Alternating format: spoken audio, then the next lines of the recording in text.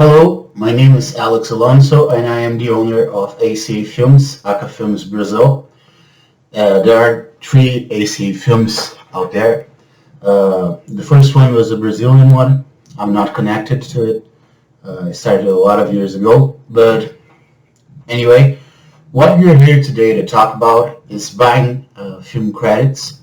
And the common search for that would be buy IMDB executive credits. And there is a lot of confusion about that. But this video, it's a way for us to talk about and understand what exactly we are talking about.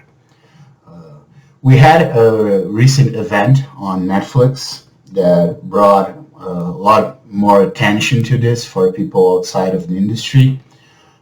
Still it is very close within people that work with films and work with film production. And kind of what we have to understand here is that people were buying film credits and turning themselves and being executive producers since film started. Okay, you need a patron. Sometimes the production company will back up the film. Sometimes they will back up part of it.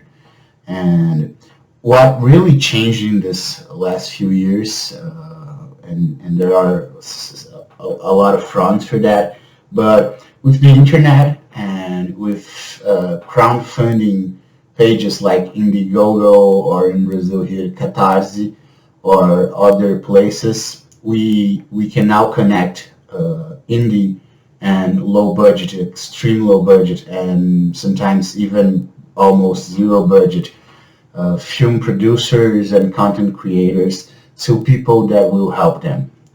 That can happen with Patreon, that can happen with a campaign on Indiegogo, and that can happen on other digital marketplaces.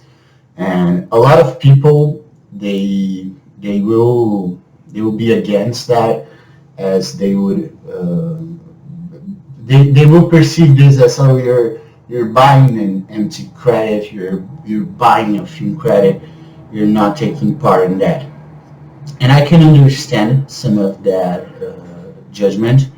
There are a lot of people that would bend this concept and this, but it happened with film festivals too. We had a lot of problems on Film Freeway, on this ghost film festivals where you're basically paying to get a logo, and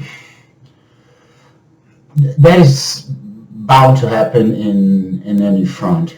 What we have to understand here, and what is my perspective with ACA Films, for the last 15 years I have been producing films, low budget films, and in the last 10 years on a very regular basis with full-length films. We don't have support here. I don't have financial support for the films I do in Brazil. 90 to 95% of the income that generates the possibility for us to shoot these films comes from abroad. It comes from other film producers, other low-budget film producers that are expanding their portfolio and at the same time want to put their money on films that they acknowledge are low-budget, but they want to see this made as a craft, as an act of love. And cinemas is that.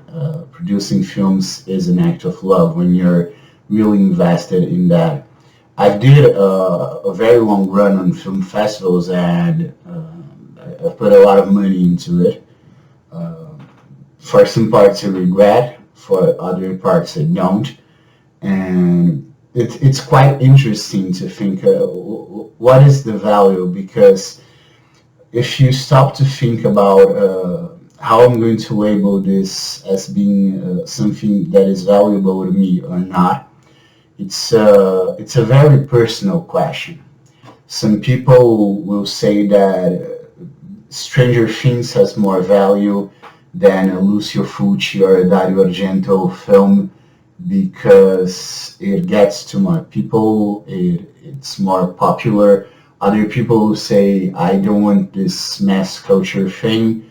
I'm way happier consuming the films that are really in the corner. And for me, all these films are valid. I take a lot of fun from watching the most early common comedy with Adam Sandler, or a very just for fun film, a very uh, marketing in haste product. As much as I like to watch, I don't know, a very low budget film from low budget creators.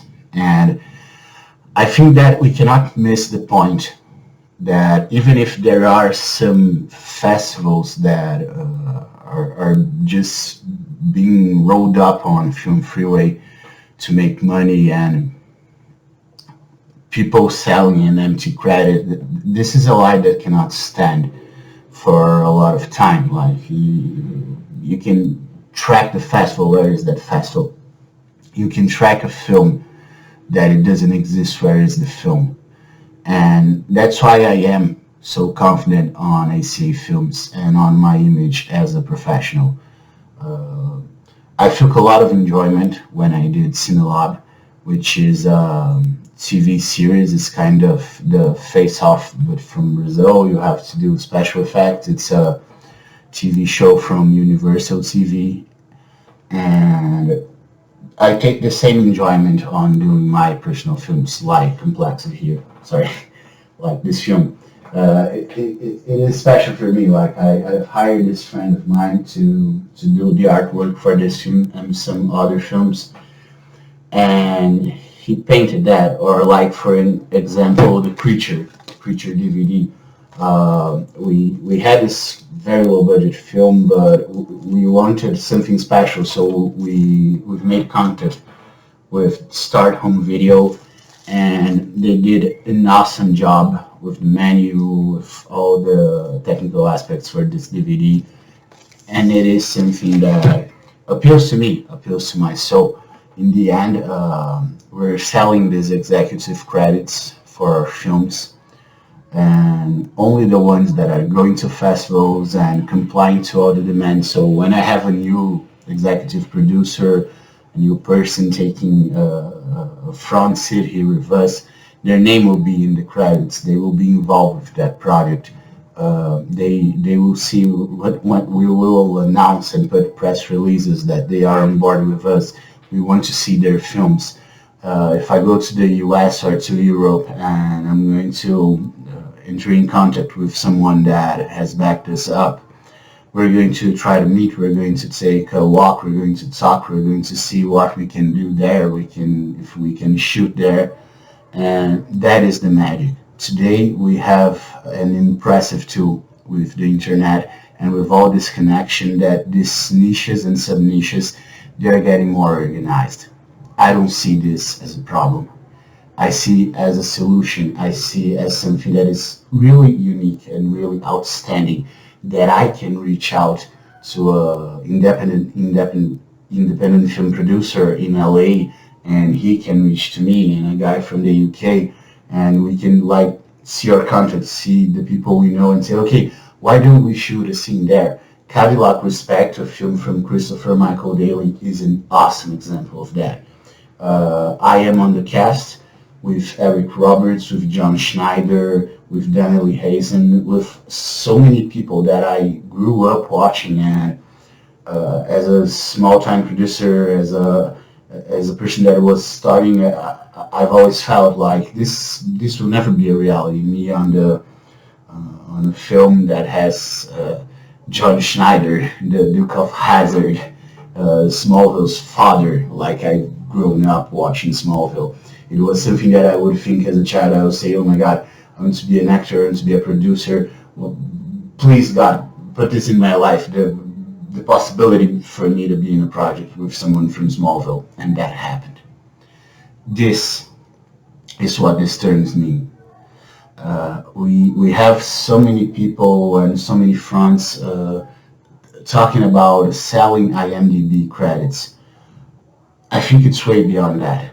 We're not talking about selling IMDb credits. IMDb happens to be the place in the US primarily because in Brazil, a lot of people don't pay a lot of attention to IMDb, but primarily US and Europe and other places where we're going to register this film. So people know it exists. In the US, it happens to be something that we use as a resume, as a professional tool, as something that helps you with casting and other departments within the film industry. But we are selling the opportunity for us to join hands, for us to be stronger, for us to create film content. And that is our dream. I think every small producer, every film and content creator that has a budget, that has some limitations, can see how incredible it is if you have a good idea on your hands today, if you can find people that will meet up with this idea. It is possible to have Oscar-nominated actors in a smaller project. It is possible to be backed by companies and to produce films. Today, I am on a place where I'm producing with a big shot from Bollywood, and at the same time, with so many talented people from the U.S., from Europe, and this is the thing in the end. We are talking about empowerment. We are talking about empowering these communities. So it's not about selling an IMDb executive credit. It's about saying, okay, we may not have all the resources, but we are finding and understanding a way and a language and a way to break a barrier where spaces we could not access are now a possibility. And that depends of us getting organized and believing in our films and producing high quality content. So that's the main idea that I wanted to bring today to the table, because I know there is a lot of misconception about this. There is a lot of bad eyes sometimes for this, but we are just doing on a smaller scale what has been done in Hollywood for so many years. We are just taking our place slowly in baby steps within the industry that we love, because we don't want to wait anymore, because we don't want to take the risk of not getting there. We want to create our films, we want to create our reality, and I don't see that as a problem. The boom of the streaming and the way we are changing our behavior and understanding about consumption of this kind of mainstream or not content, it is something that is thrilling, it's exciting, it's not that new, but today is taking a whole new approach. So I'm very happy to where we're heading, and don't be afraid to get involved on buying executive and producer credits for a film that it's in development, for an example, being really close to that. If you're able to buy a credit and to sponsor a film where you can go to the locations, where you can even remotely see that location, be on the shooting, that is possible. We have a lot of technology today that is granting us the access to do stuff that was only possible for big players. And now we have this voice. Let's make the best out of this. My name is Alex Alonso. I am the owner of ACA Films. And that's it for today. Thank you.